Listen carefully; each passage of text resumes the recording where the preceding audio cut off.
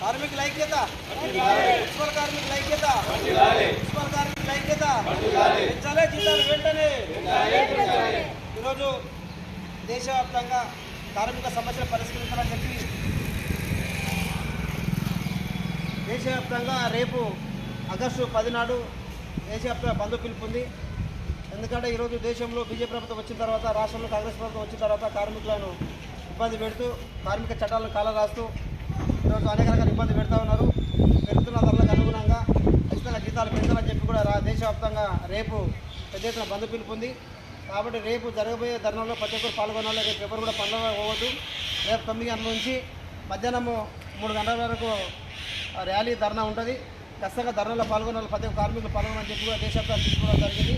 ఇప్పటికే మన వికారాబాద్లో కూడా మన జిల్లా కలెక్టర్ గారికి, అలాగే స్పీకర్ గారికి, మన కమిషనర్ గారికి కూడా ఇప్పటికే మనం అంతా లెటర్ ఇచ్చాము.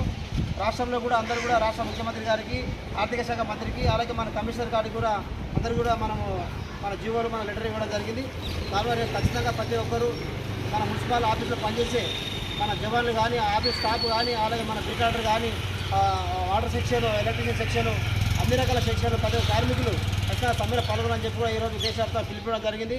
ఎందుకంటే ఈరోజు జీతం తీసుకున్న కమిషన్ కూడా సమ్మెలో పాల్గొనాలి. ఎందుకంటే వాళ్ళు కూడా సక్రమంగా టీఏడీఏలు కూడా రావట్లేదు. కాబట్టి ప్రతి ఒక్క కార్మిక ఖచ్చితంగా సమ్మెలో పాల్గొని జయప్రదం చేయాలని చెప్పి కూడా దేశవ్యాప్తంగా సమ్మె జరుగుతూ ఉంది.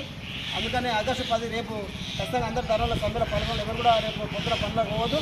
దాని విషయంలో ఇప్పటికే రేపు ఒకవేళ పనులకు పోతే కూడా దాన్ని కేసులు అయితే సీరియస్గా ఉంది. గవర్నమెంట్ కూడా ఖచ్చితంగా మన లేబర్ కోర్టులు కూడా సీరియస్గా ఉన్నాయి. ఇప్పటికీ అందరికీ చెప్పాను కాబట్టి అందరూ ఖచ్చితంగా సమయం మనం పాటించి ధరలు పాల్గొనాలని చెప్పి కోరుతూ ఉన్నాం.